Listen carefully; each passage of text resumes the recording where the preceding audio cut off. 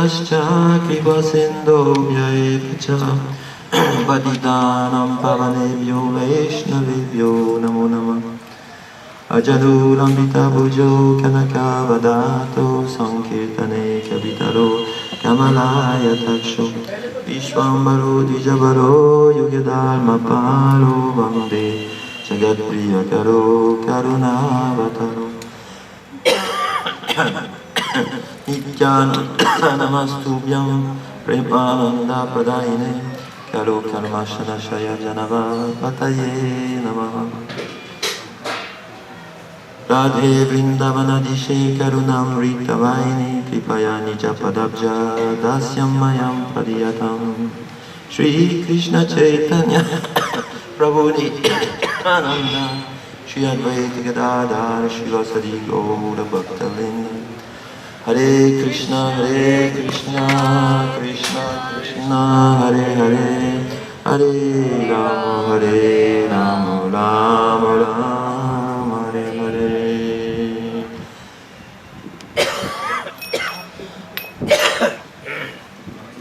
First of all, I'd like to offer my Dandavat Pranam to the lotus feet of my spiritual masters, Nityananda Prabhu Vishnupada, Srimad Bhaktivedanta Narayan Goswami Maharaj, Nityananda Prabhu Vishnupada, Srimad Bhagavan Goswami Maharaj, Nityananda Prabhu Vishnupada, Srimad Bhaktivedanta Swami Maharaj Prabhupada, all Rupanuga, Guru Varga, Gaudiya Vaishnava Sampradaya, all Vaishnava and Vaishnavis, headed by Tridandigan and Sri Premananda Prabhu. Hari Hari.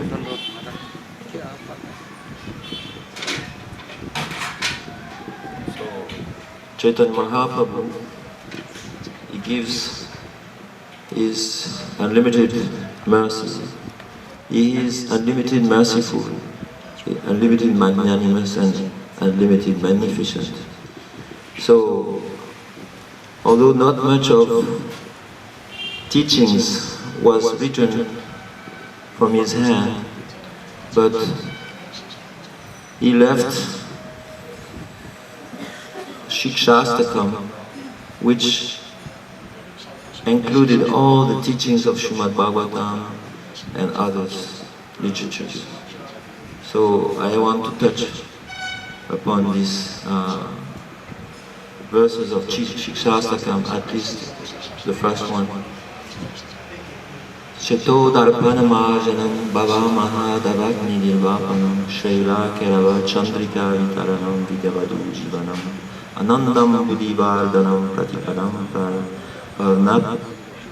purnamrita salvatmasnapanam param vijayate Shri Krishna Sankirtana. So, what means Shri Krishna Sankirtana?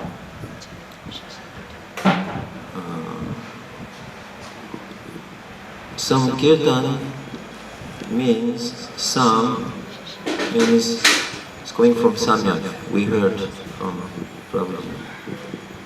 Samyak means complete glorification. That is qualitatively and quantitatively. And Kirtan means the chanting of the holy name. And Shri means the goddess of fortune, Lakshmi, or Srimati Radharani. So, qualitatively, Sankirtan means the glorification of holy name. What holy name? There's many holy names. Narayan, Nishingha, Ram, so many. But here is mentioned Krishna. Why? Because Krishna is the original personality of God, Avatari, sources of all incarnations. And so his nature is full-fledged, that is complete, including all other aspects. His divinity is fully represented in this form of Rajananandana Sri Krishna. Chaitanya Mahaprabhu also Aradyo Bhagavan Rajasatanaya Stadham Vrindavanam. He said, I only worship the son of the king of Vrindavan. So, by glorifying Sri Krishna, the quality is there. And by glorifying, and quantitatively, that is the congregational chanting. That is as many people as possible. That's why when we come in Navadvip Dham Parikrama, where thousands and thousands of devotees coming from all over the place, worlds, then we congregate together, that by mercy of Gurudev, he manifested this congregation. And chanting the holy name of Krishna, this we do samyak, samkirtan. So, what is the effect of chanting the name of Krishna? Cheto darpana marjanam bhava mahadavagni nirvapanam. Cheto darpana marjanam means cleansing the heart. The heart is covered by the dust of materialistic ideas, materialistic desires. Anartha. What are the anarthas? Who can say? There is 6 types of anarthas. Who can say?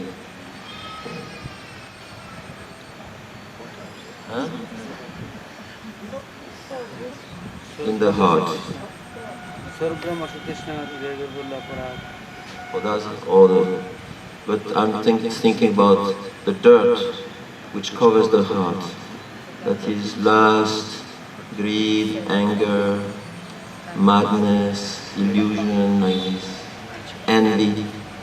These are actually the anartha which covers it's the dust. So because of this covering of the mirror of the heart, nothing can be reflected there. Not even ourselves, what to speak of the instructions which we received by higher Vaishnavas or Shastra scriptures. Nothing can be reflected there, so we cannot have any understanding or any access as long as the heart is covered by this dirt. So the first effect of the chanting is to cleanse the dirt which covers the mirror of the heart. That is the first one. The second is Bhava Mahadavagni. It will extinguish the burning fire of material existence. Burning means a very sensation of pain. Pain is like burning. Like one Prabhuji, he was trying to climb the tree and he stopped. He said, "Oh, I felt a burning sensation. Very, very heavy. Oh, you." So, miseries, suffering is like burning sensation. And this world is like a forest fire. We are caught in that forest fire. So it will also extinguish. So what are the 3 types of miseries that the living entities is victim of? Who knows?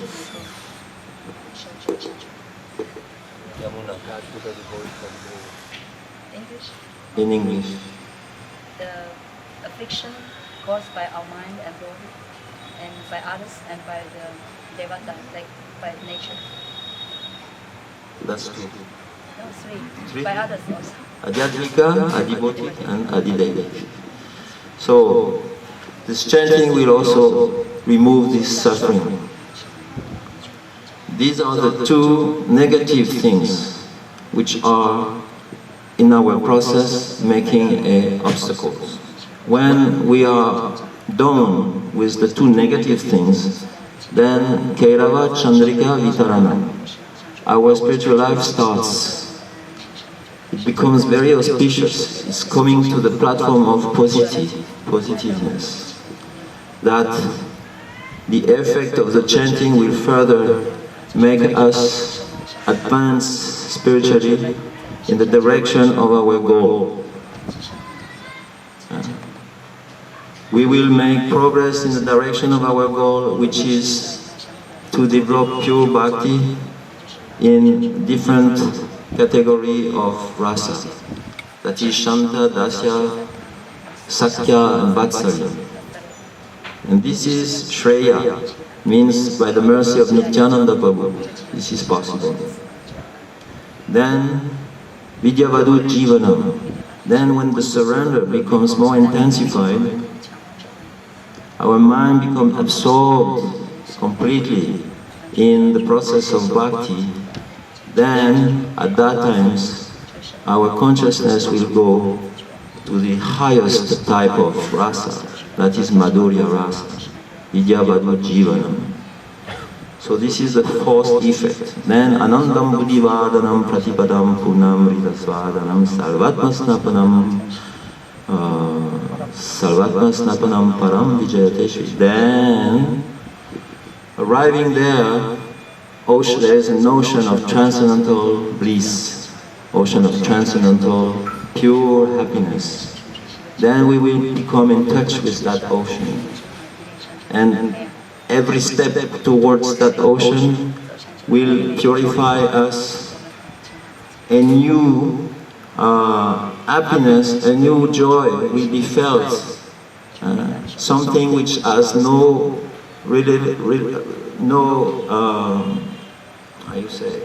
we had never experienced before. It will purify us internally, externally, like this.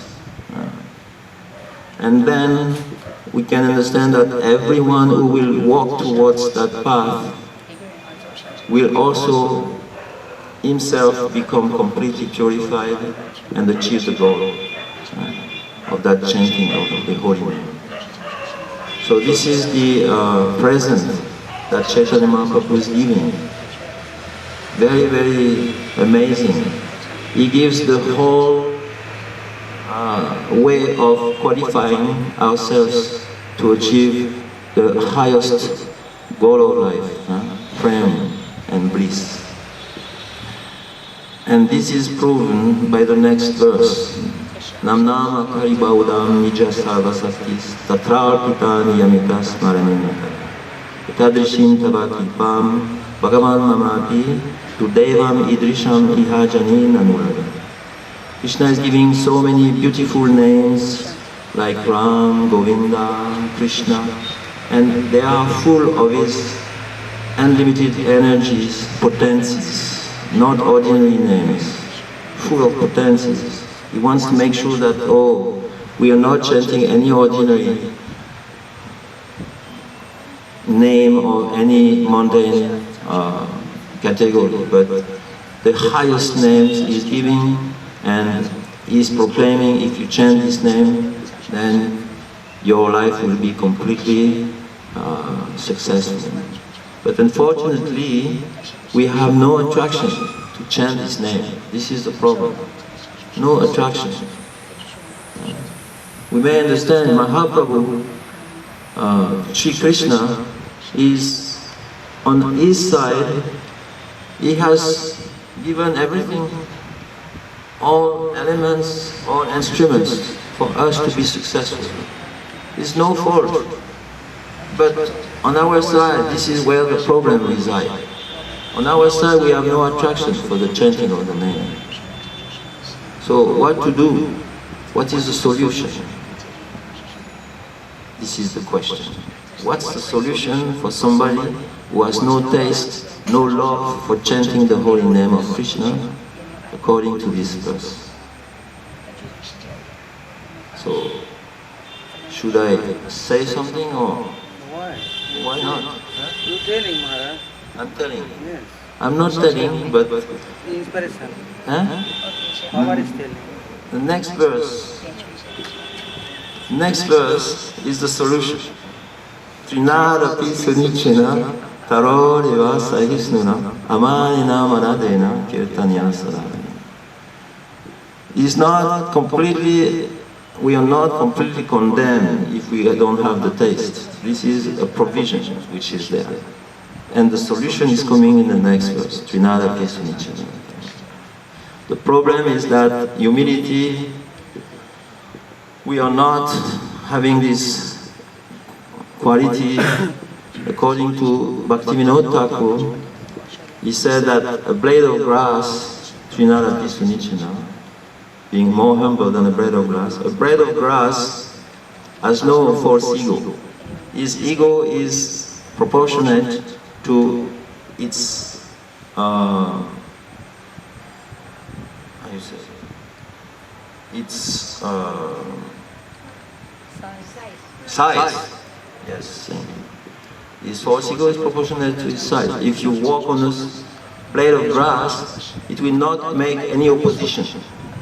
It will not say, hey, come on, let me go back. It will not make any opposition. It will be flat, and if there is a storm, it will go left and right, but no opposition. So the ego of the blade of grass is okay, but our ego is completely disproportionate. Because not only we will make opposition to any good advice, any good instruction. Somebody will tell you, you chant Hare Krishna. And you say, no, I don't want. Prabhupada used to use this example. He used to say, chant, chant, chant. And people say, can't. What a shame. If you take a parrot, chant Radhe, Radhe, Ram, Ram, Krishna, Krishna. A parrot will do. Krishna, Krishna, Radhe, Radhe. But us, although we have a superior birth of an animal, a parrot, we are not having any taste for chanting. So,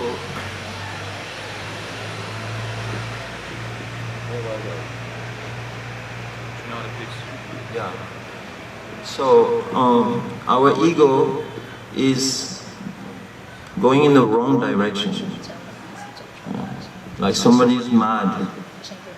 So the difficulty is more acute. It's more important for us to surrender. So to become Trinara Pisunichen means to become more humble than a blade of grass.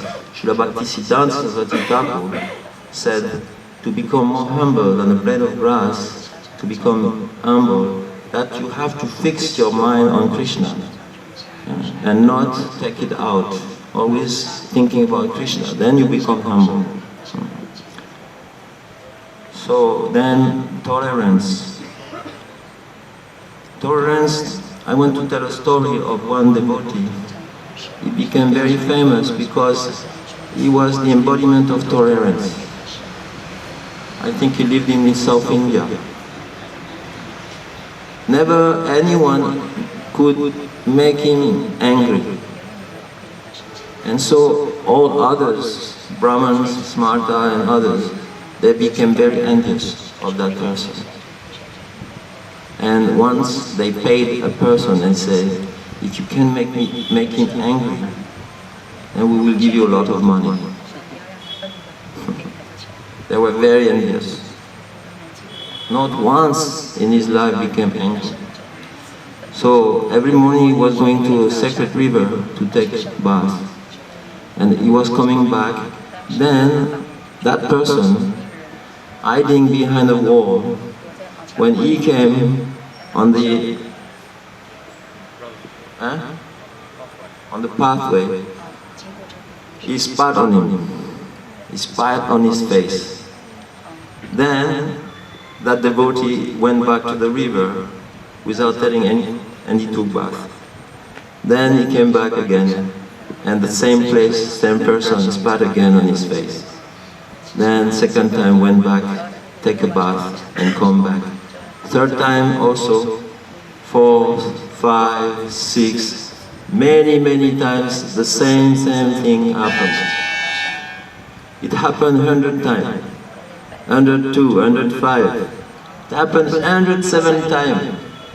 Then after 107 times went back and took another last bath maybe. Then came. At that time the person didn't spat on him. He realized, oh, he is a real devotee. I made so many offenses. Then he apologized.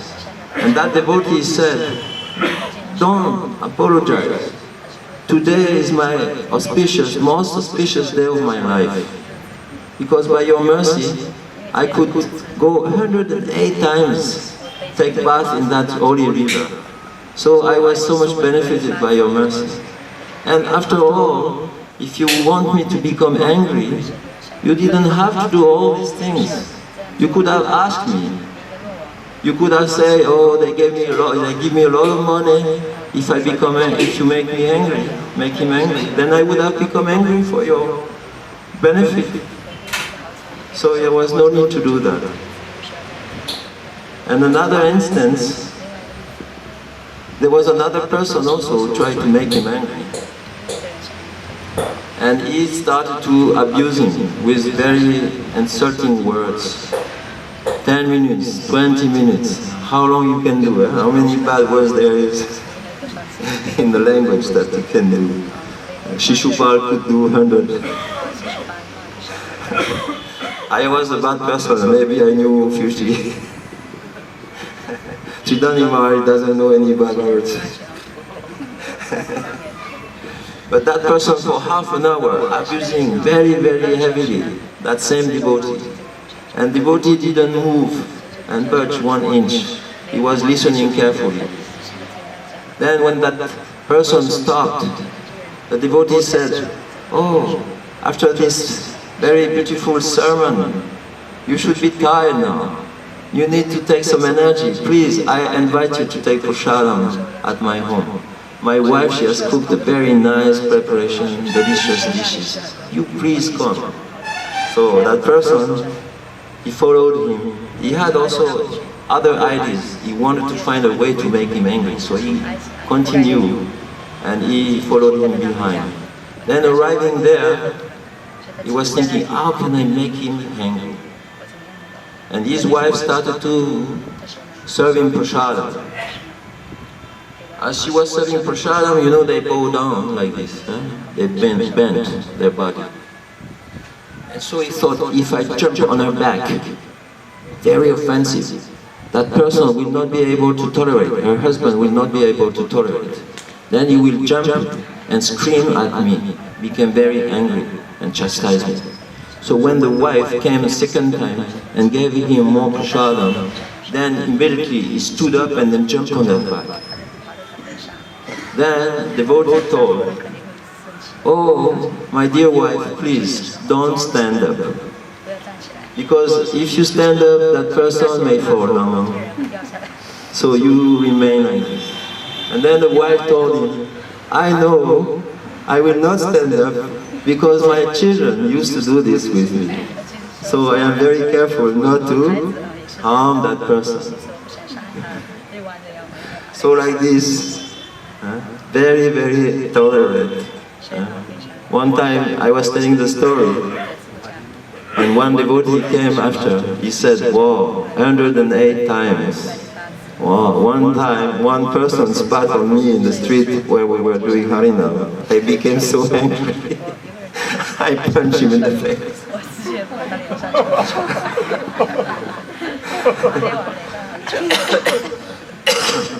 So, how is it possible to become so tolerant? Now we will hear from the Trinad and Sunich, happy Vaishnavas, how to become humble and tolerant. Thank you very much.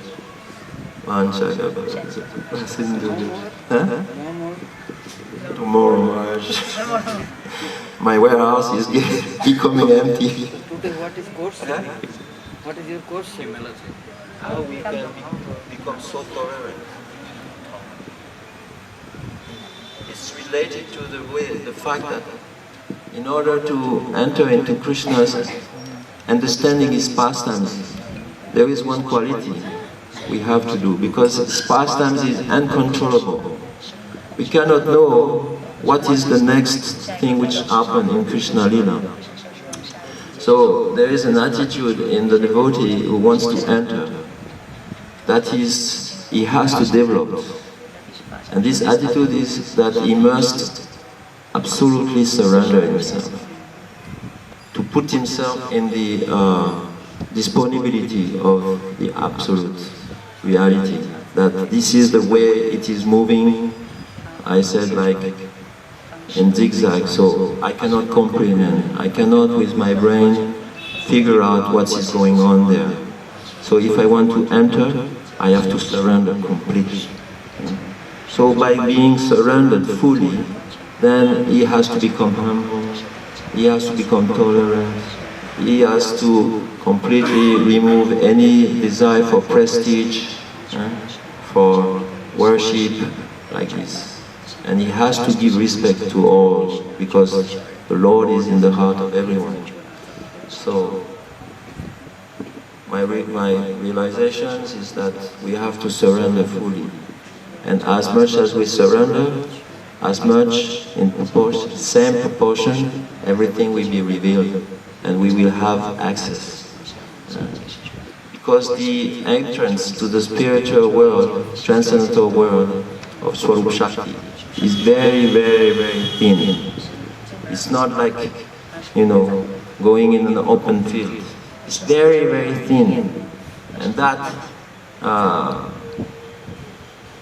the qualification to go through that very, very thin layer by which we can enter is that very same verse, Trinada Viswanich. So the devotees is Trinada Viswanich and other things which are there, these four things. He has this permanently in his heart and is fully surrendered at the same time. And if he is in this way situated in that mood, conceptions of Sharanagati and humility, then three things will come. It's called Anukulya,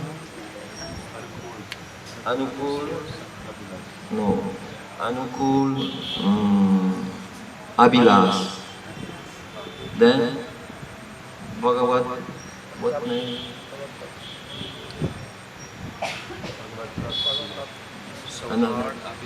So hard Abhilas is the last thing. Then if we are always steeped in this conception of Sharanagati and Trinada Viswanich, then these three things will come. The first thing is that we will want to be in the association of our Ishtadev, Radha and Krishna. Then the second thing, Bhagavan Prapta, Bhagavan Prapta Abhilas. Yeah. Second thing is that we will want to serve them, to please them, Radha and Krishna. And the third thing, so hard, it's not so hard to remember this one, is we will want to serve them very intimately. So then we can enter into the intimate pastimes of Radha and Krishna. Thank you very much.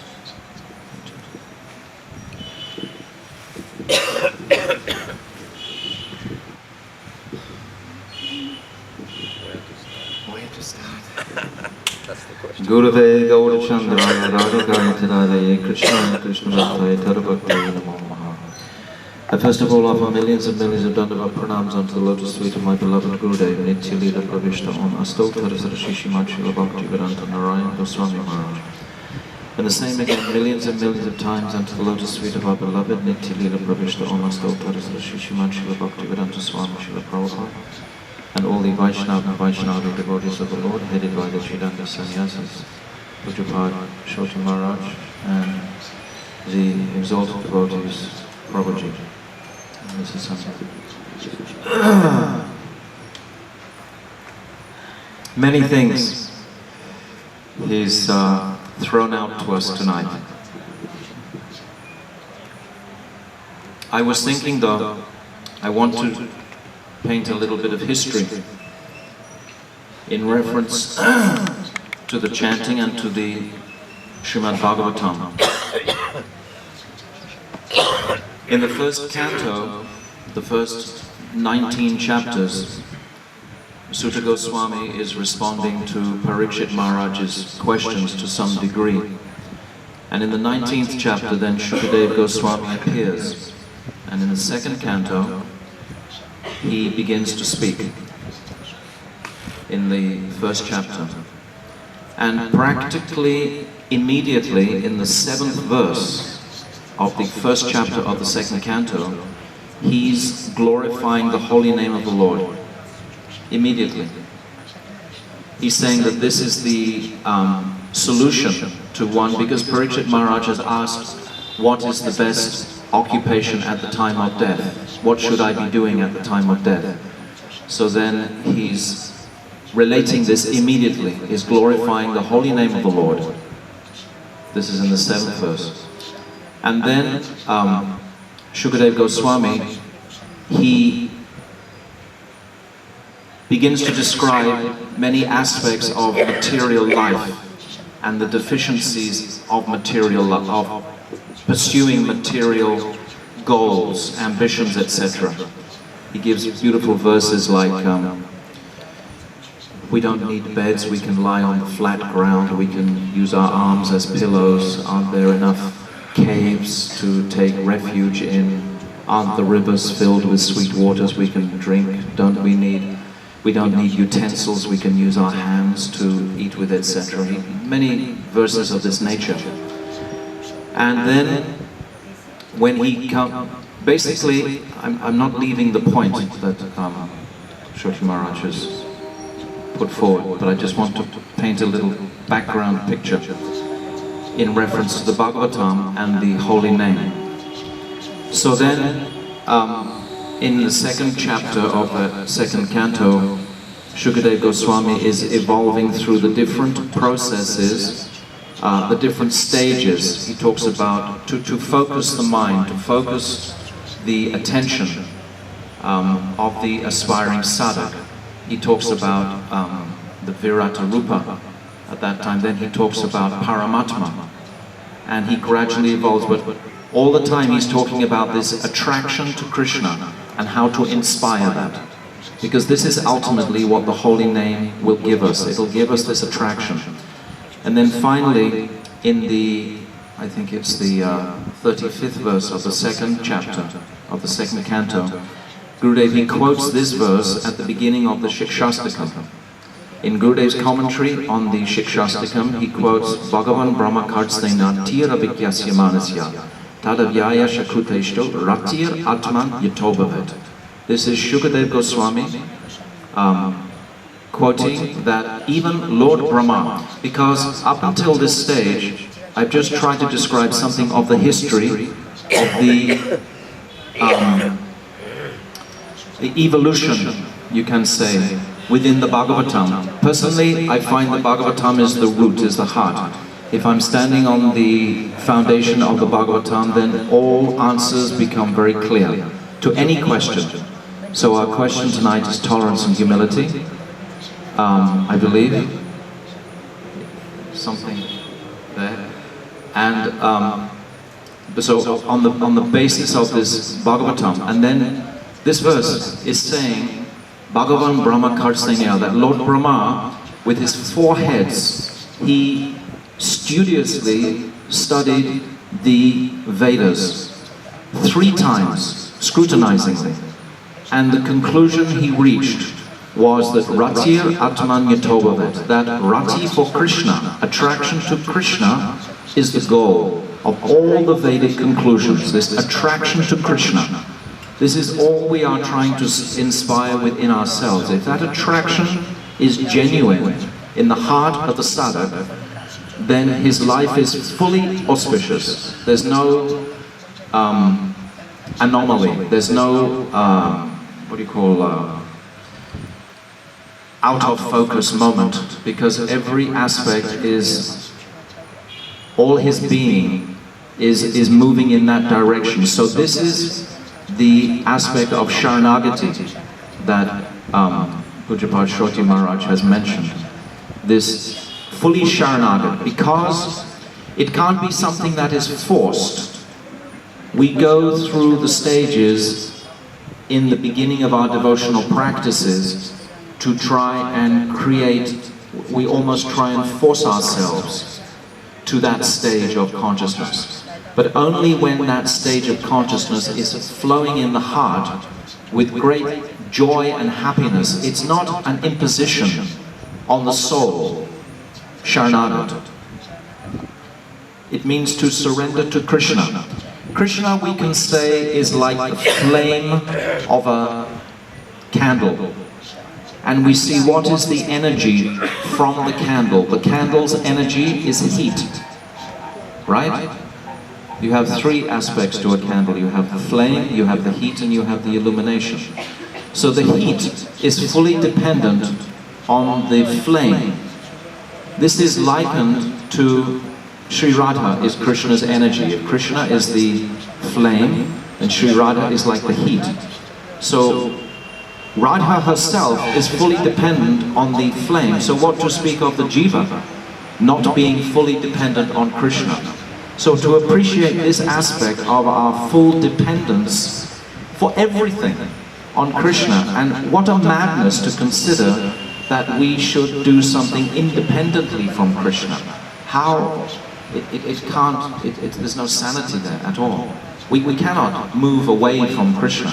We're totally bound by dependence upon him. So the devotee can realize this dependence through so many practical methods in life. We know that if we are always looking for that magical indication of where is Krishna's will now, what does he want me to do now, if we're looking for that, seeking that mercy of the Vaishnavas, then always we're very joyful in our practices as devotees. So I was thinking this in connection with what Pujabhat Shoti Wara.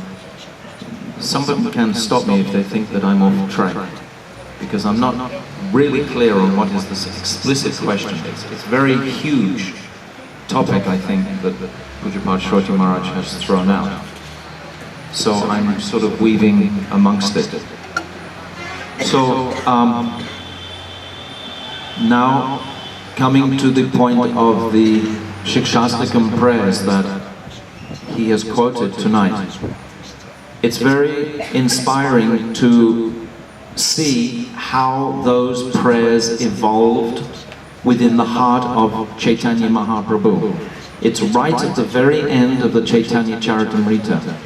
In the 19th chapter, this Shikshastakam is manifesting. And if we read in the 18th and the 17th chapter, in the Antya Lila, these are, Mahaprabhu is making these expressions of tasting the success of tasting these three desires. This Radha Pranaya Mahima Kidrishovanaiva. He's understanding Sri Radha's love. Swadyenat Bhuta Madhurima, his astonishing qualities, he's actually appreciating. And then Sokyam Kasya Mad Anubhav Kidrisham Sokyam Kasya Madhya Mad Anubhav Kidrisham Beti Lobat. So he's tasting this joy, this happiness that Sri Radha is experiencing from receiving the sweetness of Krishna's love. Now, this was why Mahaprabhu manifested in this world, to fulfill these three desires. And in the final chapters, in 16, 17 and 18 of Antya Lila, these chapters are describing his experiences of those ecstasies. And then, amidst all this ecstasy that he's experiencing, he suddenly gets this sonnet from Advaita Acharya. Jagadananda has gone to Navadvip. He's met Mother Sachi, and then he's come back and he's seen Advaita Acharya. Then he's come. Advaita Acharya has understood what Mahaprabhu is experiencing, that he's actually realizing these three desires have become realized, these ecstasies that he's been experiencing. And then he gives this message to Jagadananda to give to Mahaprabhu. I don't know the Bengali, maybe one of you know the Bengali. The English is that there is enough rice in the marketplace now. Everyone is mad. We no longer need any rice.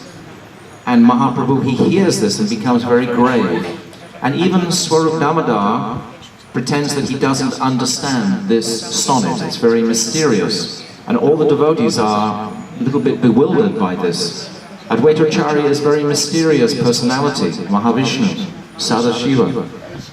And he's made this comment to Mahaprabhu.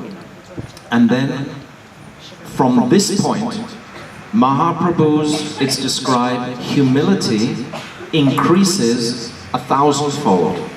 Because who is the most humble personality in existence? It's Sri Radha. Gurudev describes this in that Bhakti Rasayan.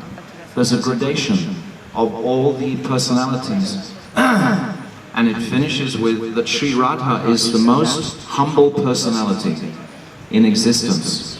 So this is the stage that Mahaprabhu is experiencing. So now it's manifesting externally. More and more this quality of humility is bubbling in the heart of Mahaprabhu when he manifests his Shikshastakam. And then in that last chapter, that 19th chapter, then he begins this Chaitodapana Marjanam, Baba Mahakavagni Varpanam, Shrema Karaiva Chandrika, Pitaranam Vidyavadu Jivanam, Anandam Buddhi Vardhanam, Pratipatam Punamritas Vardhanam, Sarvatma Snapratam, Parambijambate, Parambijayate, Sri Krishna Sankirtanam. So this Shikshastakam is going in stages of humility. We see each verse is actually like in the second verse, Dudarivam Idrisham Ihajani Nanura, that he is saying, I am so wretched. Even Mahaprabhu is saying, I am so wretched, I have no taste for this holy name. So, just going back for a second to what I began to speak about the Bhagavatam, prior to the advent of Mahaprabhu, and in the previous ages, of course the holy name was present. It's always present, but it was never specifically empowered by Sri Chaitanya Mahaprabhu. When Sri Chaitanya Mahaprabhu advented, then that name in this age has become empowered. If you chanted this holy name in a previous Kali Yuga, you would not have got the same benefit of Braja Prem's potential. But this holy name now, it's charged. It's like it's electrified because of Mahaprabhu's advent. So when even Shukadev Goswami was speaking about that holy name was very powerful, but it wasn't surcharged with the potency directly of that Radha Dasyam. It wasn't, that potential was not there to the same degree that it is there now, coming from Chaitanya Mahaprabhu. So this humility that we see embodied in Sri Chaitanya Mahaprabhu himself, these gushing tears, what is that extraordinary behavior of Mahaprabhu? How is he feeling when these fountains are like emanating from his eyes? They're like showering out. They're not just crying, they're shooting out of his eyes. So this is his expression of deep, deep humility that we see is the embodiment of Sri Radha herself.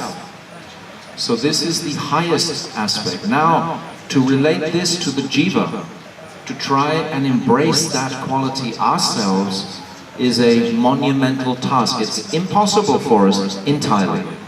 Srila Bhaktivinoda Thakur has written Gurudev Kripa Bindadiya Dashe, this beautiful bhajan.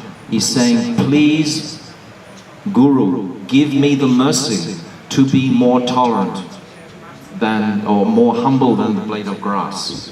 Bhaktivinoda Thakur, in the first two verses of this Gurudev Kripa Bindadiya, he's expressing the same sentiments as Trinadapi Sunichina. And without Gurudev's mercy, because this humility that we are genuinely seeking is of a transcendental nature. It's not the humility of this world where I'm walking about with my head bowed down, stumbling and bumbling into trees and looking very sorry for myself and being very sort of like, you know, externally looking humble. This is not the real humility. The real humility, Srila Gurudev has described what is humility. Humility really is seeing that there is nothing in existence that is separate from Krishna. This is real humility. Nothing in existence is separate from the Lord. This vision. So this is pure humility. Srila Gurudev has concluded like that. So only by Guru's mercy can we imbibe something of this quality of real Trinadapi Sunichena. And again, in the Shikshastakam explanations, as Pujapad Shroti Maharaj has described, in this verse of Trinadapi Sunichena, Srila Bhaktivinoda Thakur, he's giving two explanations of the blade of grass being humble. He's saying that, as Pujapad Shroti Maharaj described, that if it's trampled on, it springs back up again.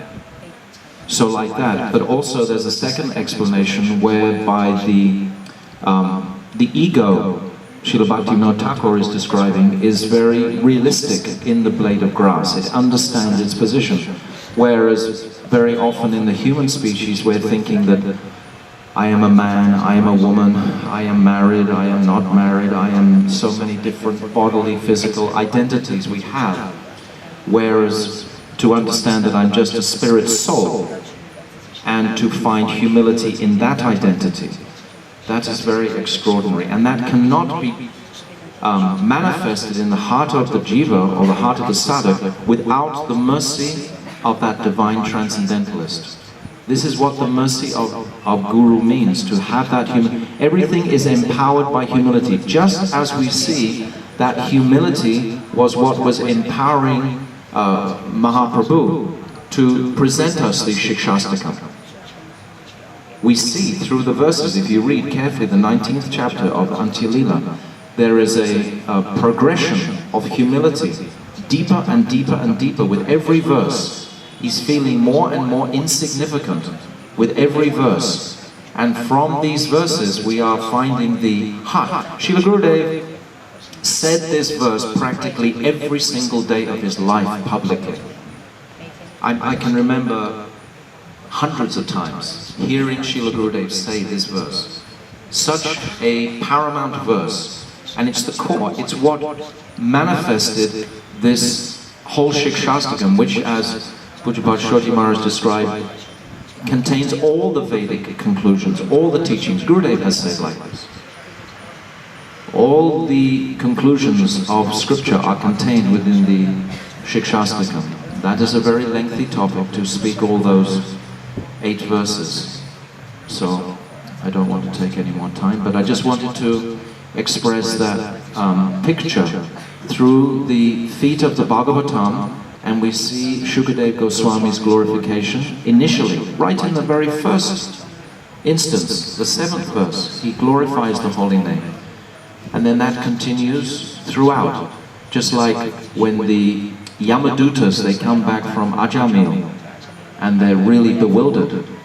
And Yamaraj becomes very excited in the court of death that he can now glorify Sri Krishna. The Yamadutas at that point, they're ready to commit suicide unless their doubts are pacified.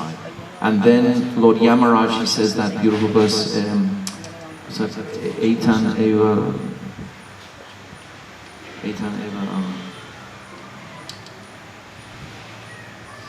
wow. I'm sorry, I forgot the verse. Eitan Eva. Can you just wait a second? I'll look it up. It's a very beautiful verse. But he's glorifying the holy name of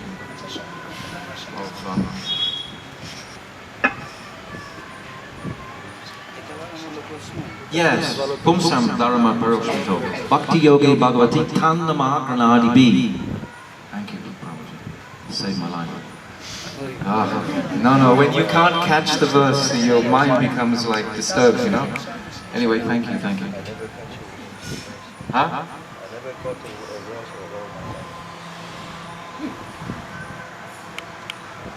I can remember, I just want to tell a little story separate from this. I remember the very first time, I was remembering this time today in a place called Kasbah. we went with Srila Gurudev, 15 of us in a jeep to do a program, and maybe 94, and then he asked different Westerners to get up and speak, and no one wanted to get up, and he asked me. I was very puffed up at the time. I said, oh yes, I'll speak. So I got up and I spoke, and I can remember, I couldn't remember one verse, and all of a sudden I had Madhav Maharaj on one side and Gurudev on the other, like an armchair, and they each had immediately the verse in my ear, and I felt like I was in some kind of carriage, you know, being just carried along by these exemplary personalities who would just support me, taking the verses there. So I felt like that with Prabhuji just now. It was very, very good. So this understanding how to practice tolerance and how to practice humility, we see in the example of Sri Chaitanya Mahaprabhu, who is our Bhajan Shiksha Guru, as described in Mana Shiksha. And he is showing this through his own actions and his own teachings, his own example. Jai Sachinandana Gaura Hari Ki Jai, Shri Gurudev Ki Jai, Gaura Pranandi, Om Vanchakalpati.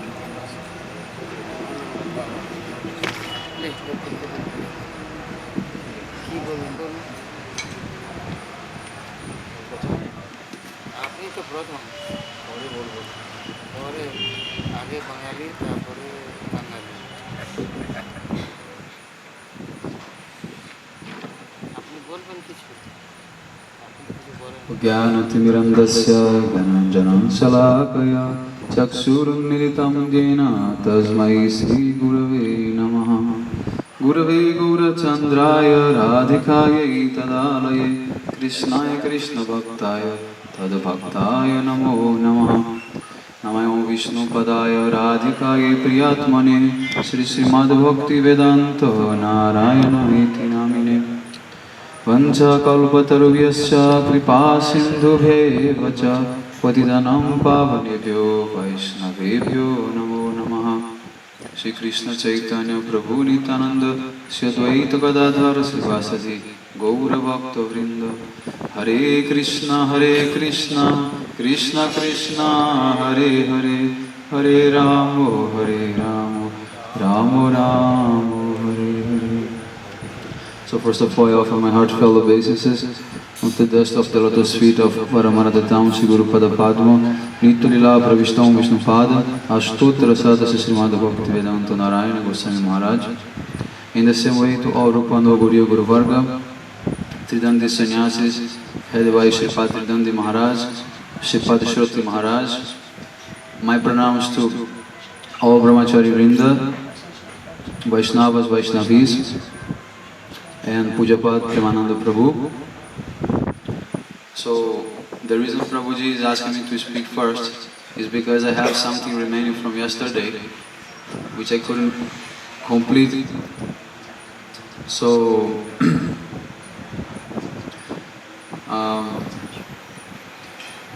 yesterday Prabhuji, he requested me to speak on Shuddha Bhakti in connection with Krishna Anushila Nama. So I was the whole day today thinking that I didn't make that connection, so I was not feeling satisfied. So by the end of the day I came to him and I spoke whatever it supposed to be the answer, and then he ordered me to speak here again. So Srila Gurudev, he is explaining that we may not feel taste for chanting Harinam, but we must have taste to hear Harikatha. If we have taste for hearing Harikatha, automatically taste for Harinam will come. But if we have taste for Harinam and don't have taste for Harikatha, then our Harinam will never lead us to the ultimate destination. So such is the power of this Harikatha, that all Shastras are always glorifying, especially in our line, Raganuga Bhakti. Harikatha is the most powerful limb. Param Gurudev, he explains that amongst all the limbs of bhakti, kirtan is the most prominent. And the best kirtan is Harikatha. So automatically the best Shravan also is to hear Harikatha. So in this way, Krishna Anushilana means that the constant endeavor that we do from body and also from our sentiments, and that can only be accomplished if at first we perform the first limb of bhakti, which is Guru Padashraya.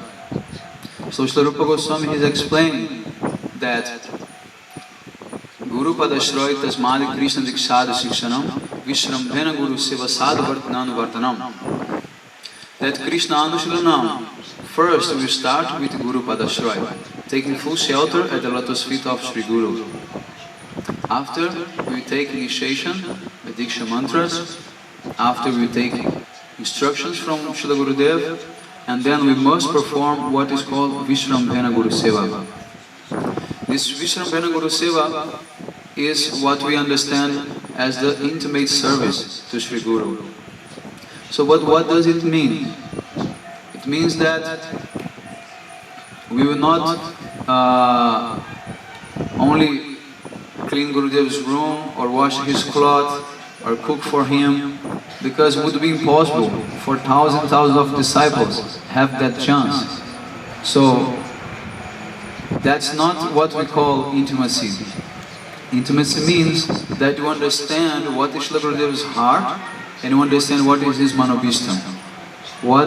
For what he have come in this world and what he wants to distribute, that is what we should understand. And Srila Gurudev's manobhishtam is no different from the manobhishtam of our Guru Varga and from the manobhishtam of Sri Chaitanya Mahaprabhu. So in previous classes we already heard about what is Chaitanya Mahaprabhu's manobhishtam, so I'm not going to go into that details again. So by performing this Vishrambhena Guru Seva, then Krishna Anushilana can start. Why? Because we have no direct connection with Krishna. And this Krishna Anushilanam is one directly function from Swarup Shakti. In other words, it means bhakti. So, Srila Rupa Goswami is explaining that how can Swarup Shakti come and become tadatma with our contaminated senses, with our mundane conceptions of life, with our impure heart. So there is only one way, and that way is to have the causeless mercy of Sri Guru.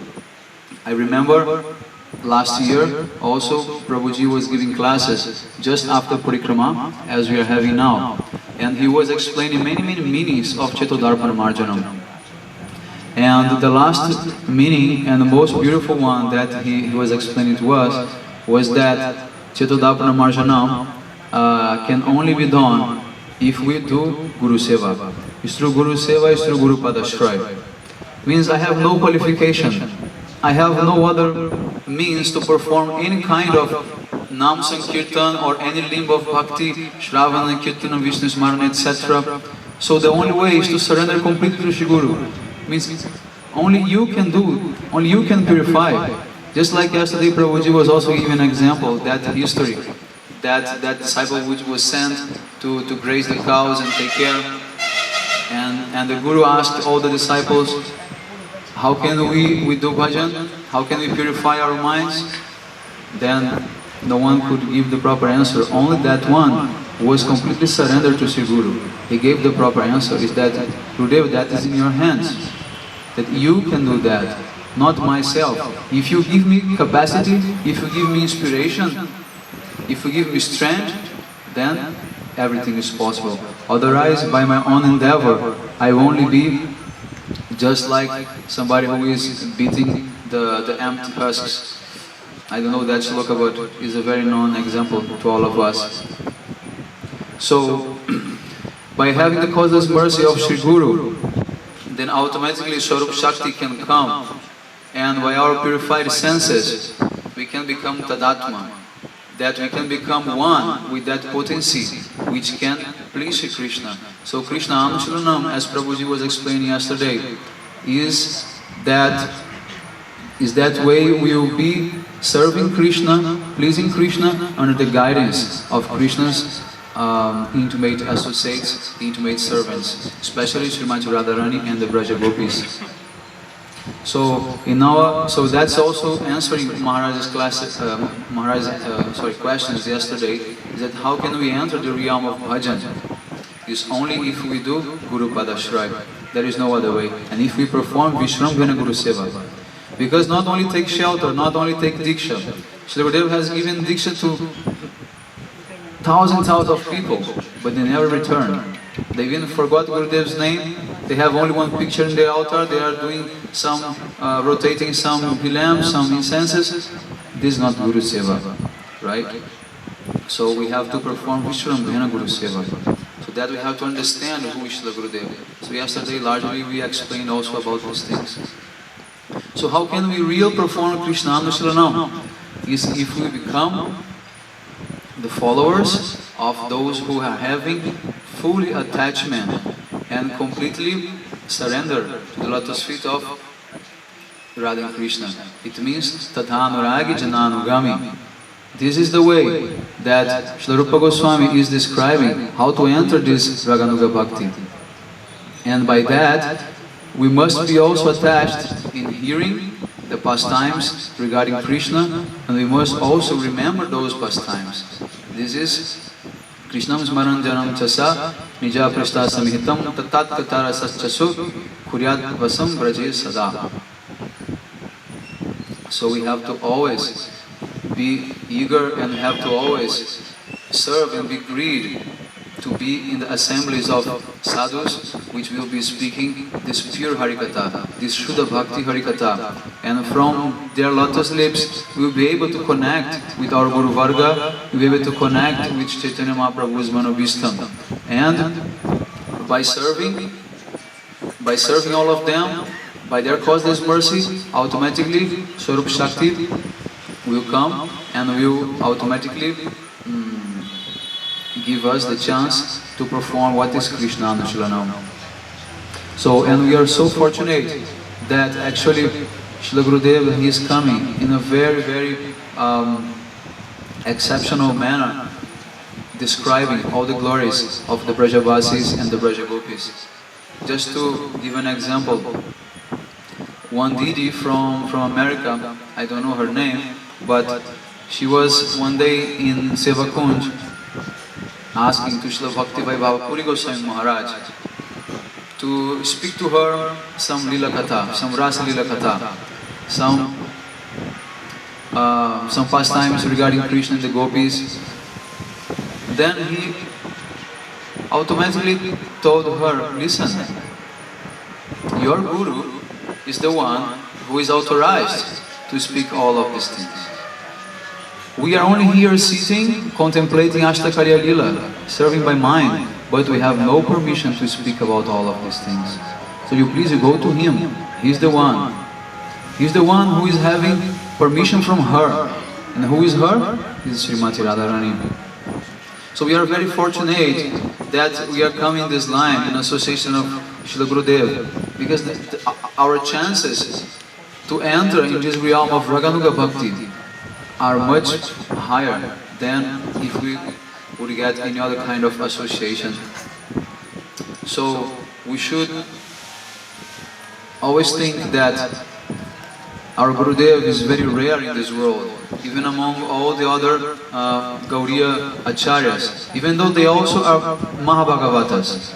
But we have to see that everyone, each one of them, they have different missions and they have different sevas for Radha and Krishna. So they are here to guide different kind of persons. So one day, all the Gauriya Vaishnavacharyas, they had a meeting. In that meeting, they decided that they would only preach Vaidya Bhakti. And all the topics related to Raganuga Bhakti would be very secret and very hidden, and that would be discussed in a very selected assembly. Then Srila Gurudev automatically protested and said, okay, you guys may do that, but please allow me to preach Raganuga Bhakti. I cannot speak anything lesser than this. So we have to see who is able now to connect us with Srila Gurudev, because we are just like babies. I can speak about myself. We have few years only in association of such a high-class Vaishnavas. So how can I continue nourishing this mood which Srila Gurudev is giving as a seed? We have got some impressions in our heart. So how can we continue cultivating that? If we just shift the seed which have already sprouted from the earth, and then we transfer to another different soil, that seed won't continue growing. Those who know about some gardening, they can easily understand these things. So just like this, Srila Gurudev, he has sprouted some seed in our heart about this Raganuga Bhajan. So why should we leave these connections from those who know Srila Gurudev's heart, from those who can speak that, from those who are empowered by Srila Gurudev? They are 30, 40 years serving Srila Gurudev daily. They are saturated of all this Harikatha. They are saturated of all this Bhav, this Brajaras. They are just like Rasagulas. You can touch it from any part. Only Rasa will come, only juice will come. So we should be very careful when we are selecting our association, our sadhu sangha, from where we will get what Srila Gurudev wants to give us. So don't think less than that. This is my humble request, and if I could answer Prabhuji's question, that's only due to Srila Gurudev's mercy, and if I have committed any mistake, this is my own fault. So vancha kalpatarubhyascha kripa sindhubhyeva cha patitanam pavanebhyo vaishnavebhyo namo namah.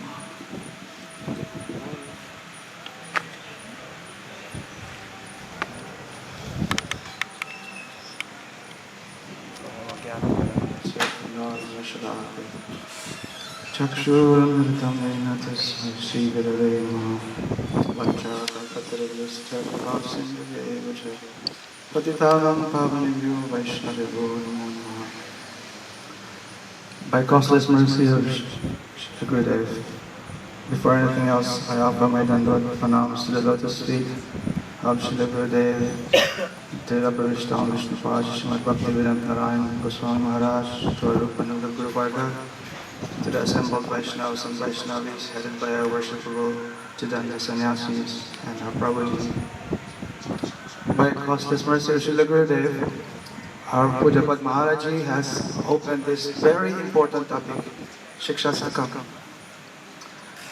and questions related to that. Now, this is very important subject matter actually, because as Gaudiya, followers of Mahaprabhu, this Shikshastakam should be our life and soul. It is Mahaprabhu's mission statement, and it is like our Siddha Pranali, the process of perfection, how to attain perfection. So he has outlined all these things, and therefore it is very important that we understand and really deeply go into understanding this Shikshastakam. So, but first, it's important to understand who is Mahaprabhu, and in relation to this gift of Shikshastakam. We know that if Mahaprabhu did not come, or it's only when Mahaprabhu came that this concept of Rasaraj Mahabhav was known.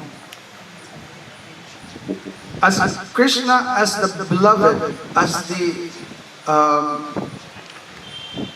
when we talk about relationship, rasa, there's two things involved, the beloved and the lover, or the ashray and the vishai. The vishai is the enjoyer. Krishna is the enjoyer, the beloved, just as a beloved is only half the equation. So Krishna as the vishai, that's really just half the equation. So you cannot really say he is Rasa Raj. Rasa Raj means the king of rasa, the taster of all rasa. So it's only when Mahaprabhu came, now Mahaprabhu is also is Krishna, but he wants to taste also the other side of that rasa. The rasa tasted by the lover. So he's already tasting the rasa of the beloved. Now he wants to taste the rasa of the lover. And he can see really so much pleasure is there. He wants to understand the glory of Radha's love. We discussed it so many times. The glory of Radha's love, the happiness, the sweetness that she is tasting, and the happiness she's tasting from that sweetness. So like this. So now as Mahaprabhu, he is actually Rasa Raj Mahabhav. When Krishna is absorbed in this mood of the highest mood of Radharani Mahabhav, he is Chaitanya Mahaprabhu. So now when he gives the Shikshastaka, he's actually showing this is my movement. Shri Krishna Sankirtanam. So when he says Sankirtanam, that's Samyak Kirtan.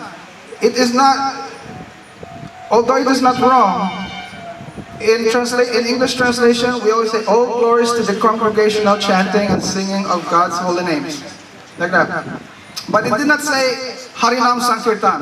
Mahaprabhu did not say, Param Vijayate Harinam Sankirtan. He said, Shri Krishna Sankirtanam. So it's actually, what is this Sankirtan? Samyak Kirtan, complete glorification. So if you really want to help Krishna, or glorify Krishna, help him taste this highest rasa, or make him completely taste the rasa, like Rasa Raj Mahaprabhu. Then really, unless you're glorifying the love of Srimati Radhika, the love of the gopis, and really glorifying Krishna and relating to the love of the gopis, then that's not really complete glorification. So really Mahaprabhu's movement is this. He's coming and he's giving this movement where he is glorifying and everyone can glorify the love of the gopis. And that makes Krishna Rasa Raj, like Krishna tasting that. So, therefore, he is telling that may this be victorious, because this will cleanse the mirror of the heart. It gives all the processes of perfection, how this prem will bloom. So then, that's why I say that it is not wrong to say Harinam Sankirtan, because really Mahaprabhu, we may ask, okay, all glories to the Sri Krishna Sankirtan. So how do we do that? How do we really glorify? So then the next shloka now is answering. He starts with Nam Nam Akari Bahoda Nijas Sarva Shaktis Tatrarbitani Amita Smarani Nakala. He's saying that it starts with the holy name. The holy name is is the first thing. We grab onto this holy name. With this, then you have entrance to the Roop, to the Gun, to the Lila. And then you can really glorify really glorify Shri Krishna. And this is Shri Krishna Sankirtana. So, but then, and this is a very interesting point Shroti Maharaj has mentioned. Because here in the second shloka, Mahaprabhu is glorifying Harinam. He's saying that Harinam is non-different from God, right? Nam Namakar, you have lots of names. God, you are so merciful. You have hundreds and millions of names. And Nija Sarva Shaktis. Your own Shakti is invested in all these names. So it's not different from you. It's so powerful, like you. But then Mahaprabhu is giving the last point there. He said, Durdaivam Idrisham Yahajan Nanuraga. He's saying, but I'm so unfortunate, I have no love for them. So that it means that it seems like although your holy name is so powerful, it's like powerless from attracting me. And so Maharaj is asking the question, why is that? And Mahaprabhu is showing actually the condition of the jivas. Like even God's holy names is so powerful, but the jiva is in that very unfortunate condition, they will not have attraction to this name, no effect. And therefore Mahaprabhu, so the question is asked, like, what is the solution to this? Maharaj mentioned that. So then Mahaprabhu gave the solution. The solution is Trinadapi Sunichena Terora Pesahishuna Amanina Manadina Kirtanya Sudhari. Because only when you have this mood of like perfect servant, that's like full humility. We've been discussing this point on humility. Like really humble and very tolerant. You always giving respect and not desiring respect. Only in this mood, you can really take shelter of the holy name. And then you can chant the holy names. But then, the question now is then how to become tolerant. That's the question now, Maharaj. Like how to have this humility, how to have this tolerance. So then the next slok is given. He said, Na janam, na danam, na janam, na sundarim kavitam vak jagadish kamai. Mama janmani janmanishwari bhavatat bhaktir ahaitu kitwai. If only you desire ahaitu bhakti, if only your desire is like unflinching, costless bhakti, only love for God, if really you will desire that, then you will not have all these desires for these four things that causes pride. And that's actually the cause why you're not humble. And what is that? Wealth. So that's why Mahaprabhu said, Nadanam, Najanam. I don't want any wealth, even followers. Then another one is birth. So that's why he said, like Janmani, like birth after birth, I only want this bhakti. Then he said, like Kavitam Sundarim, like that can be also to beauty, like beautiful women. You don't desire beauty, which is like, we know the four things that causes pride, right? Like wealth, beauty, knowledge, and high birth. So this is addressed like Kavitam, like all this poetry, like these people who know so much and they can speak flowery languages. So like this, he has no desire for that. So, but if we only desire really Uttama Bhakti, this costless, Ahaitaki Bhakti, costless, not even any cost, you just want like full Bhakti, then really you will be humble. So this is the solution Mahaprabhu has given. Of course, this whole Shikshastakam is a very like extensive topic, and it requires even lifetimes, but we are very fortunate that we're hearing from our Guru Varga, especially from Srila Gurudev, and therefore some glimpse of some understanding to this this gift of Sri Chaitanya Mahaprabhu. Vanchakalpatarvishnu Krishna.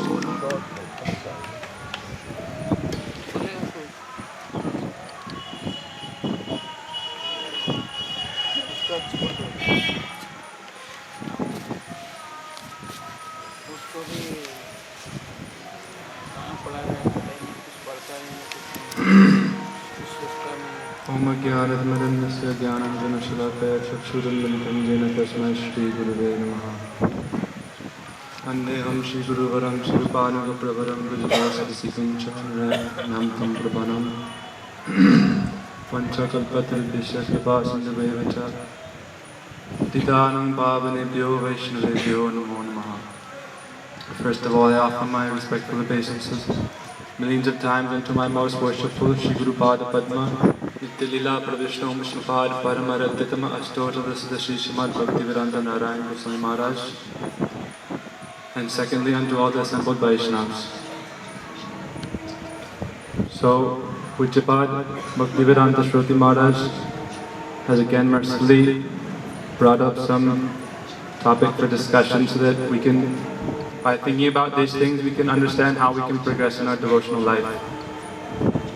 And day after day we're having so many nice things, so now we're coming more and more deeper into the core. Therefore he's spoken about Shri Shikshastakam today, explaining the first verse, second verse, and then coming to the topic of the third verse. So I'll try give some humble attempt to repeat something I've heard from the teachings of Srila Gurudev and the Vaishnavas. So the first question that came up was, although this Naam is so beneficial and gives all these, eventually places us in the ocean of bliss, why do we have no taste in chanting? So this question came up first, and we hear Krishnadas Kaviraj Goswami explains in Chaitanya Charitamrita Ek Krishna naam kore sarva papanas, premara karana bhakti kore na prakash. That simply by chanting once the name of Shri Krishna, then prem develops, or pure love comes in the heart. But, jadi Krishna naam lahi bahubar, tabi to jani nahi ashrudhar, tabi se janita bahu aparad prachur, Krishna naam nahi kore bijanku ankur.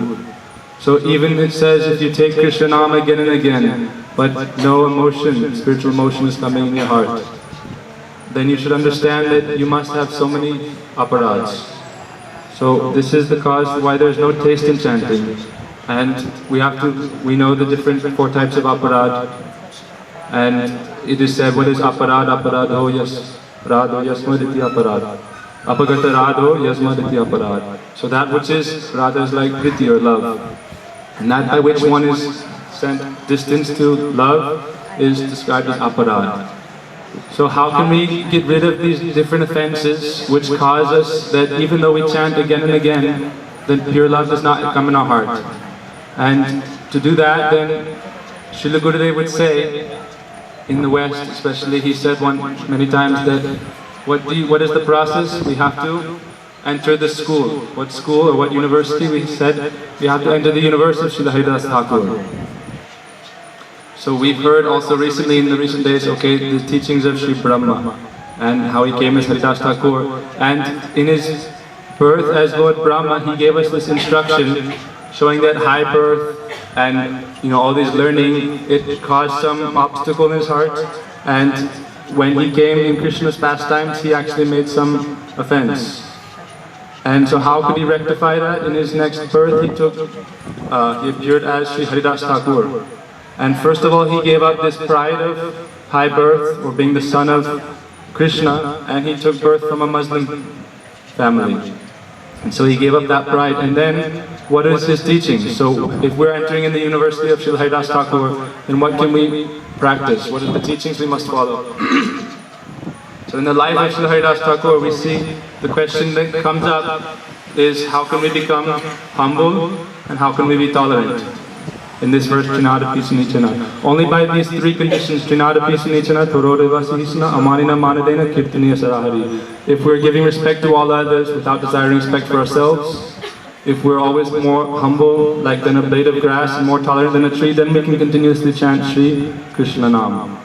So in the life of Srila Haridas Thakur, we see that he gave up his pride of position and his learning and everything, as Krishna Karunipur spoke, and he took a very low birth as Srila Haridas Thakur. And what did he do? He was continuously chanting Shri Krishna Nam.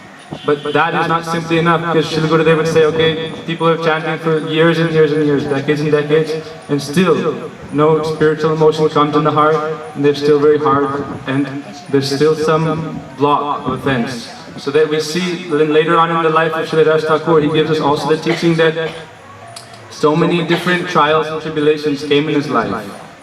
And if the disciple does not experience those different things, then it's very difficult to become fully humble. So we see that what happened, then by chanting Harinam again and again, what happened? Krishna mercifully sent, Shri Guru Chaitanya Mahaprabhu mercifully sent what? Like you say Brahma, he took shelter, Krishna is his Guru. So Krishna, by chanting Krishna Nam, what did Krishna send? He did not send him gardens, he did not send him worship and disciples and wealth. What did he send him? He sent him only some hardships. So we see that what happened, the Muslim rulers, they said, oh, you're the Muslim, why are you following the Hindu Dharma? They took him and they beat him in 22 marketplaces. And they beat him and they beat him again and again and again. And what was he doing? He never gave up the chanting of Krishna Nam. So on one side we have to follow these teachings of Srila Haridas Thakur by never giving up chanting. That if, aparad is there in the heart, but the process to cure oneself of that aparad is to continuously chant. And then if Krishna and Guru give us their mercy, that we should see this mercy comes in different forms. If we get so much money, some people think, people are giving me so many different types of opulence, so much respect, oh, Guru is very merciful, Krishna is very merciful. Then we should think that this is not mercy, this is cheating. That Guru is trying to test us. They said, Panchanat Dravanadibi. We hear again, how do you Cheat someone by giving them so much wealth, so much respect, so much money, so much followers, and then they become attached to these things and they're cheated of their spiritual bhav, and they're cheated of Kirtaniya Surahari. They'll become absorbed in all these things. So we take training in the school of Sri Haridas Thakur, in the University of Haridas Thakur, and following these. So in this vein, I was thinking of a few examples. First, we have to follow like the process of bhakti as given by Srila Rupa Goswami. First of which is Guru Padashraya.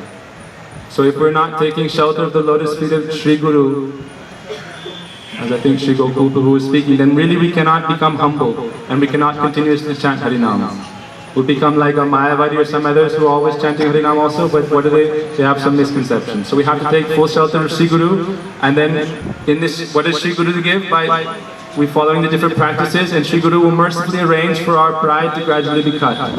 Like we heard the story of Pujyapat Shruti Maharaj, how 107 times this person was spitting in the face of this humble Vaishnava, but he did not become angry. But it's very hard for a developing person, to have that humility. Why? Because the nature of the person who is in material conditioning, they think Ishvaroham aham bhogi sittoham balavansuki. The desire is that, I am like Ishvar and I will enjoy and I am perfect, powerful and happy. Krishna describes this in the 16th chapter of the Bhagavad Gita, the nature of the demons and the demigods. The demons think that the demonic quality is that I think I want to be powerful, I want to be the Lord, and I want to be powerful and happy and all these things. So when we're like that, in that condition, how can we become humble and tolerant like a tree? We think I am the master. So we have to take shelter of Sri Guru. And in this regard, there's one story given, like one person, Sri Gurudev would tell this story. One person came to take shelter of Sri Guru and asked him for initiation. And the Guru said, okay, first you should go take bath in the Ganga, or whatever, they were near some holy river, and he went there and took bath. And as he was going, then the Guru told his other disciple, or some sweeper, he said, when he's coming back, you should collect so much dust and rubbish, and when he's coming, you should throw it on the path and make his cloth all soiled. So after he came from the back, he was coming back, and they did that. They threw all the dust in front of him, and all his cloth became contaminated. Again, he had to go take bath. Then he came to his Guru a little bit late, and the Guru said, yes, unfortunately the time for initiation has passed. There was some auspicious moment. General idea is that. So he said, okay, you have to do it again next year. It's not possible now. So then he waited a whole year, and he was culturing this desire to become a disciple. Again, the next year he came. The Guru said, again, you must go take bath. So he went to take bath. Then he told the sweeper again, this time you should become more, you should throw it on his head or something. No. Very close by. Yeah, very close to him. That's something will come on his body. Yes. But you have to be careful, but not so much like the first time. Yeah, that's one thing I forgot. His Guru said, yes, you can throw this at him, but you have to be very careful because he has so much anartha, so much pride. So as soon as you throw it, he'll try to beat you. He'll chase after you. So it happened the first time. I was just trying to tell the story quickly. When they threw the dust, then that person became very angry. He ran behind him and he said, I'll beat you. Why are you disturbing me? I'm doing this auspicious work, taking bath, going to take shelter of Guru, and yet you're doing this, disturbing me. So the next time they threw it a little closer, and he again became very angry. Right? But less, and he didn't go to attack. Then he controlled himself, and he went again to bathe and came to Guru. Guru said, yes, unfortunately again you are late. So you have to wait the next year. So again the next year he came, and it happened again. He took bath. This time the Guru said, this time you have to throw it directly on his head. And you can collect from the latrine, collect from the street, all the rubbish you can get, collect it in a nice pot full of this foul-smelling thing, and throw it directly on his head, and then stand there and taunt him. Right? Don't worry about it. Don't worry about it, don't be afraid, just stand there and laugh. So then again he did that, and this time the person realized that Sri Guru was trying to give him this lesson. And he took it, and without going and bathing again, he came and supplicated himself before his Guru and said, please, Sri Gurudev, please accept me. And he said, now you don't have to even take bath because it's already like you have taken initiation. Means you have already realized this exam, you have become humble. So then Sri Guru mercifully gave this instruction, and he gave his initiation, and then quickly he achieved perfection. So the idea is that first we have to take shelter of Sri Guru and then accept his teachings upon us. and then gradually we can become humble. But when we're very proud, it's hard just to somehow because we see it's very easy if you become knowledgeable, you know so much, then it's very easy to get worship and respect. But this is very important to get this type of trials or hardships or some abuse. And then there's also one other story of a guru and disciple relationship, that there was one guru and there was a famous dacoit. And he was renowned in all the areas to be famous for plundering and stealing wealth and murdering and so forth. But in his old age, he became very repentant at heart, and he was always feeling some pain or burning. As Pujyapat Choti Maharaj is saying, that this burning is like some pain, this is samsara dhavanala. So he came to Sri Guru and he thought, okay, what can I do? I'm suffering so much. All this wealth I've collected from stealing has not made me happy. I'll take shelter of Sri Guru, see what's in it. So he came and he took shelter, and the Guru told him, okay, he gave him naan, and he told him what you should do is you should sit at the entrance of the temple, and you should sit there and chant, and dress up like a Pakka sadhu. So he went and he said you should sit there every day without fail, and whatever people do to you, don't react. So he was sitting there and chanting, and the people knew him to be like this famous dacoit. And they saw, when they would come to the temple, they would abuse him. They say, you were like an old cat. In your life you ate hundreds of mice, and now your teeth are broken, you can't digest. So you're sitting and you're trying to beg from those people you terrorized. So you're saying, they abused him in such a way. And then they would the children would come and spit at him, and they would throw old banana peels and such things at him. And again they were tormenting him. And anyhow he tolerated, he wanted to attack them, because it was his nature. And he would say these people were nothing to me. I terrorized them, but now I'm having to undergo this suffering. So he went to Guru and said, please, tell me to do anything else, but I can't do this. Please don't make me do this. So his Guru said, no, you must.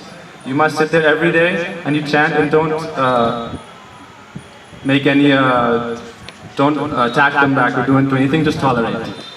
So he's giving this practical lessons of, it's not that we can just have this ideal, I will be humble, I will be tolerant, but practically we must apply it in our lives and accept the instructions and the mercy of Sri Guru in this way. So he stayed there again and again, and people were again and again abusing him. And this went on for months. And finally, after 6 months, the people began to get respect. They say, look at the power of this Guru. He is such a powerful Guru that he made his disciples so humble. This person was a dacoit, he was murdering and plundering all the countryside, and yet now by taking shelter of Sri Guru, he has become so humble.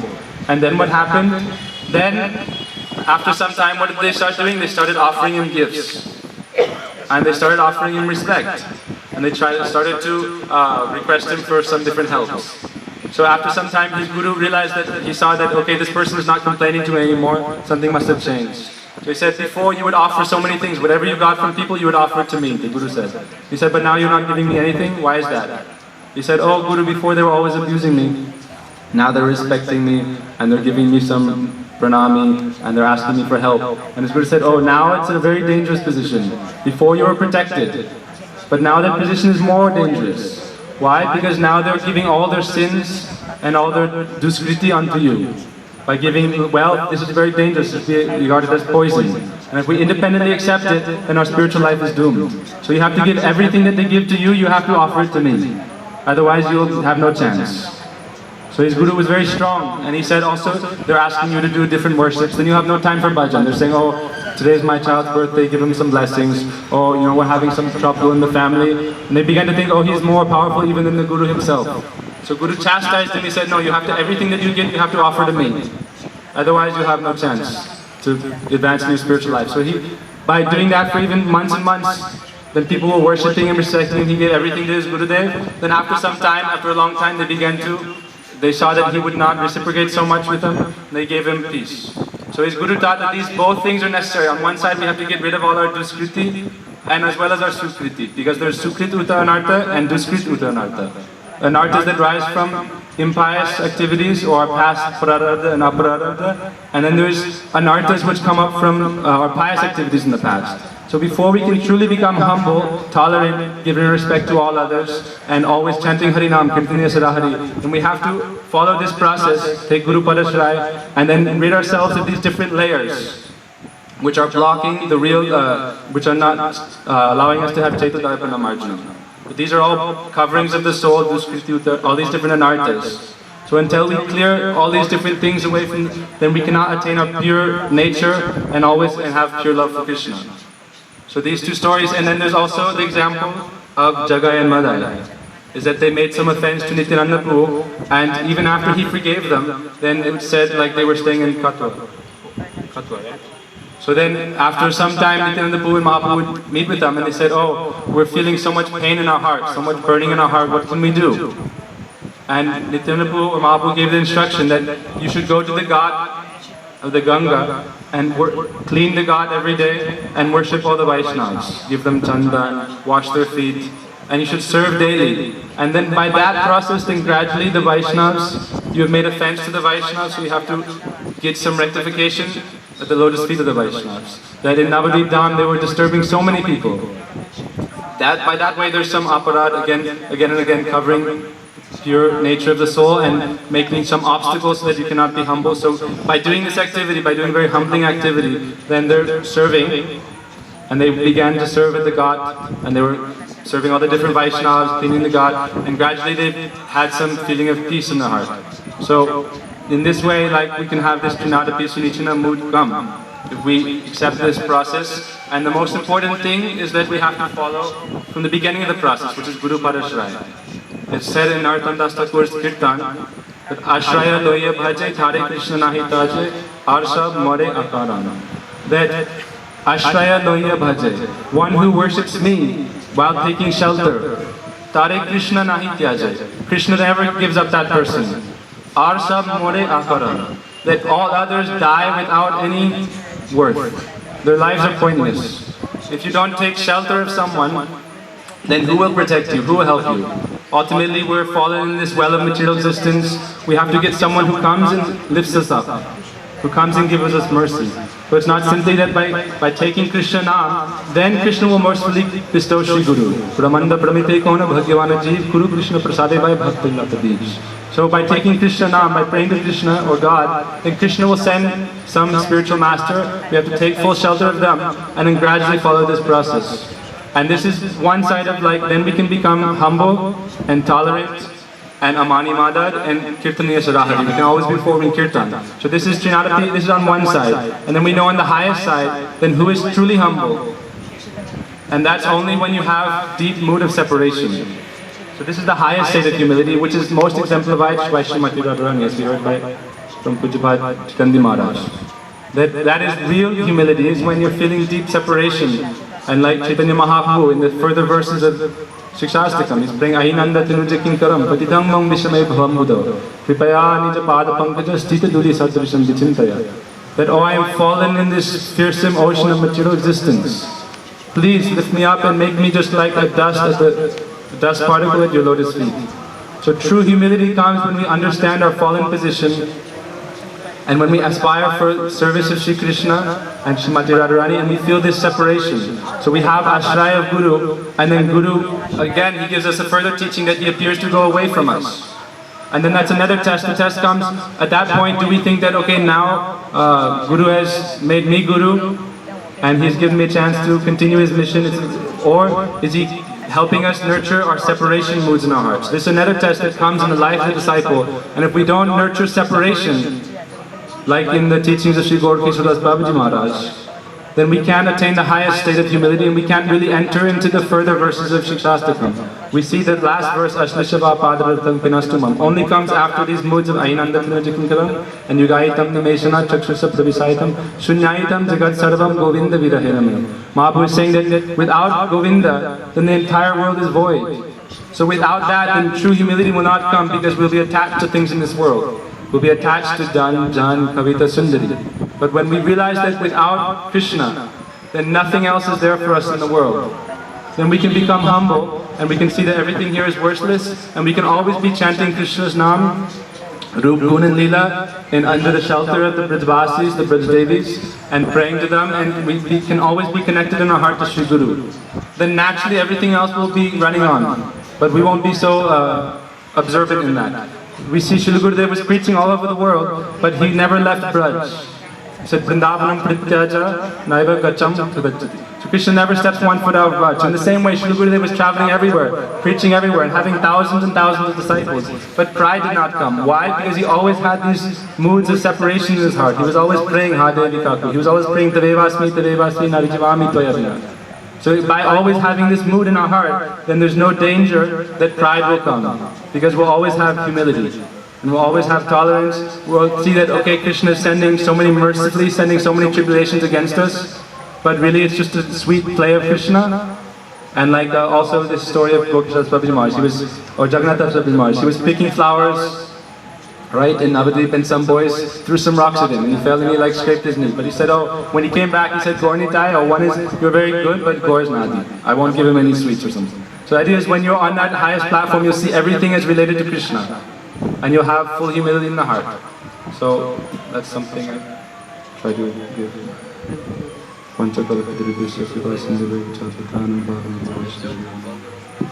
बोलो बोलो क्या बोलते हो अच्छा है कुछ तो मिल रहा है खाने को भूखे मर जाएंगे ना कुछ और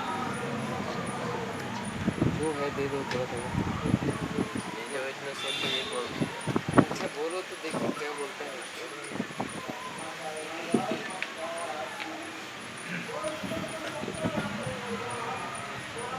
Om Jnanatimirandasya Jnananjanashalakaya Chakshurunmilitam Yena Tasmai Shri Gurave Namah Vandeham Shri Guruvaram Shri Rupadviga Prabharam Rajarasarasikam Cha Narayanam Tam Prapannam Shri Guru Charanam Vande Ramanaprishtaya Vitale Vipanam Bhaktiram Cha Kripamurti Narayanam Vanchakalpatarubhyascha kripasindhuvaicha Patitanam pavanebhyo vaishnavebhyo namo namaः Shri Krishna Chaitanya Prabhu Nityananda Shri Advaita Gadadhara Srivasadi Gaur Bhaktavinda Hare Krishna Krishna Krishna Hare Hare Hare Rama Rama Rama Hare Hare.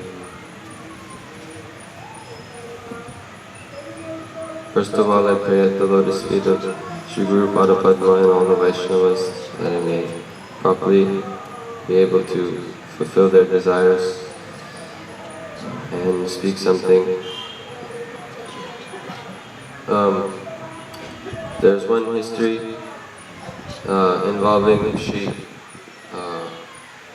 Vasishtha Rishi and a great king named Vishwamitra. One day this king Vishwamitra was traveling from one place to another with all his army and soldiers, and he stopped in the ashram of Shri Vasishtha, and very respectfully Vasishtha welcomed the king and all his associates, and to the amazement of everyone, Vasishtha Rishi served them all so nicely with so many foodstuffs, so many things to eat, so many facilities, so much room for them. Everyone had was taken care of so nicely, and everyone was amazed and wondering how this was all possible in such a simple place like the forest. And it came to be known by Vishwamitra, the king, that the way this was all possible was because Vasishtha Rishi had one Kamadhenu cow, wish-fulfilling cow. And whatever he needed, she could give that to him. So Vishwamitra became very excited, and he wanted that cow. So he went to Vishwamitra, Vishwamitra went to Vasishtha and said, I need this cow. And he was greedy and had a very passionate mood, and he said, you must give me this cow. And Vasishtha Rishi said, I won't give it to you, she is respectable by me. It's not that she is my property, she is my mother, and she can go with you if she likes. So Vishwamitra began to take this Kamadhenu cow, and the cow indicated to Vashishta, "Oh, you're letting me go like this?" And then he said, "What can I do?" But then he said, or they were indicating this indirectly. She said, "Can I protect myself?" And he said, "No problem. What can I do?" So this amazing Kamdenu cow manifested so many soldiers and armies, and very quickly and easily they defeated all of the soldiers of Vishwamitra, and he was left alone and very angry, very humiliated, and from that day on he developed so much anger and jealousy and envy for not just Vishwamitra, especially Vishwamitra, but he said, "Oh, this is I need to become a Rishi also. I need to become a Maharshi or a Devarshi." So by great severe austerity and penance, after so many years, he was finally gathering so much strength and Brahma Shakti, and he felt that one day he had come to the point that he was now no longer some king, he was a Rishi, so Brahmarshi. So he wanted this to be approved by all other senior sadhus and rishis of the forest, but Vashishta, he was very respectful, but he would never actually address him as Brahmarshi. So even to this day, Vishwamitra had held on to this grudge against Vashishta, and he was still very angry with him. And one day he decided that he was going to sneak up in the middle of the night and kill him. So he was there where Vishwamitra had his small residence, and Vashishta, he was there in his house or his small little hut with his wife, and she was looking at the moon, and she said, "Tonight the moon is so bright and beautiful." And Vashishta very mysteriously said, "Yes, it is very beautiful, but it is not, it's not as amazing as the strong austerity of Vishwamitra." Then she asked him, "Why do you not call him Brahmarshi then? He wants you so much that you call him Brahmarshi. And if he's doing such powerful austerity, then why don't you call him that?" He said, "What can I do? There's one main thing that is making it impossible for me to do this."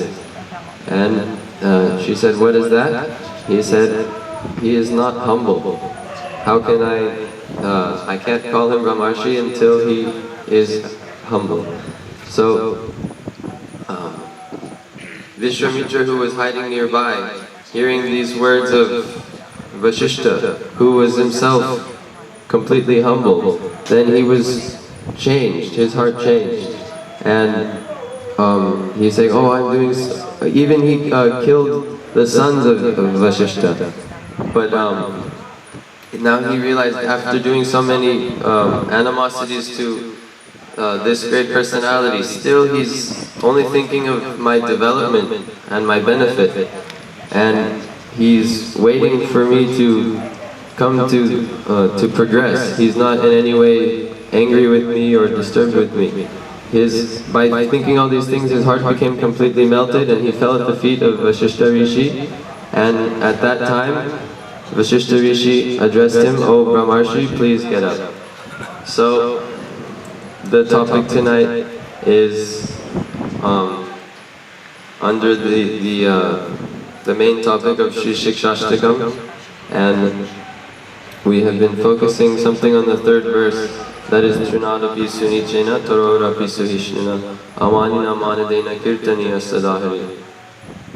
And starting from the first verse is like the introduction to the whole Shikshashtakam like a map laying out the entire situation, and we've seen our Srila Gurudev and all the Vaishnavas just with one word of this verse they can spend almost like lifetimes, but they spend many days just speaking on one or two words of this shloka, and they can't seem to, they don't want to finish, we get past this one shloka. There's so many deep meanings that they relish in this.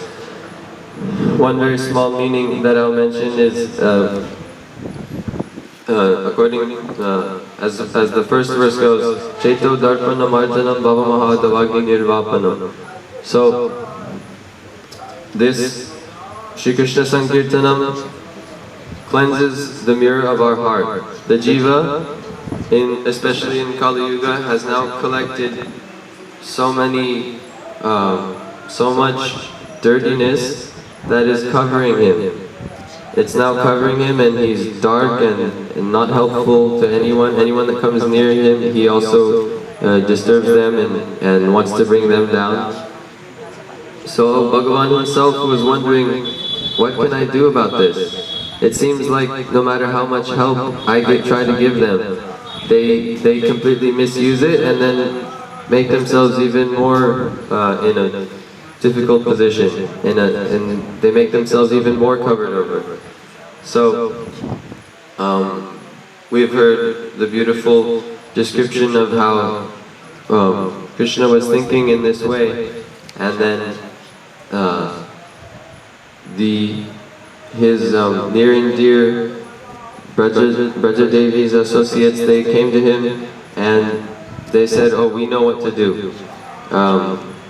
This is something that we can help you with. So the Vaishnavas have explained what is this Shri Krishna Sankirtanam. That is the merciful arrangement of Shri Krishna's Swarup Shakti coming to this world that we can also be a part of, and that is what will cleanse all this dirt that we have accumulated for lifetimes, and we will be able to attain perfection. Shreya Kaira Vachandika Vitaranam Vidya Vadu Jivanam Anandam Buddhivardhanam Pratipadam Purnamrita Swadanam Sarvatnam Snapanam Param Vijayate Shri Krishna Sankirtanam. So this is also clarified in the next verse, Nam Nam Akari Bahuda Nija Sarva Shaktis, that these names, like it's addressing, O Krishna, you have so many names. These names are actually, you have different names because of your different and multifaceted relationships with your devotees, especially your Shaktis. And it's as if these Shaktis have taken, in your names, they have taken different uniforms. You are glorified by these names because of these relationships you have with these Shaktis. So if the Jiva connects himself to one of these Shaktis that are coming before him, then he will also be able to taste that nectar for which the soul is always anxious. So it has been mentioned very clearly that in the last verse there is a lament that, still, even though there is this nice arrangement, I have no attraction for them. So if one is chanting the holy names, but he is not, his Gurudev explains his heart is not melting, tears are not coming to his eyes, Rasik Mohanpur was mentioning, then you can know for sure that aparad must be there. Gurudev would explain this almost every year in Kartik at the time that he would speak Shri Madhurya Kadambini. And he said, at that time, what can the sadhak do? The only thing he can do to clear himself of those anarthas, the first thing he needs to learn is he must have a mood of lament and repentance. And Param Gurudev says that if this mood is not there in the discharge of devotional service, then progress is stopped. It is not possible to go forward without this mood. If one, without this mood, then one definitely thinks, oh, things are okay, things are going well, then of course he will start to develop pride. So, just a few things that I'm trying to remember that I've heard from the Vaishnavas. Please bless me that I may someday be able to perform kirtan as they, according to their wishes, properly. Vanchakapatrubhyascha kripasindubhya vacha patitanam pavanebhyo vaishnavebhyo namo namaः.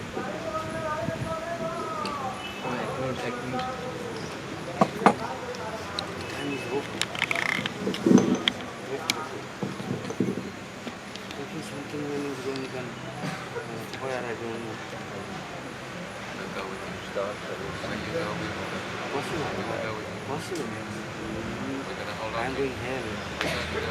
Hell is cool.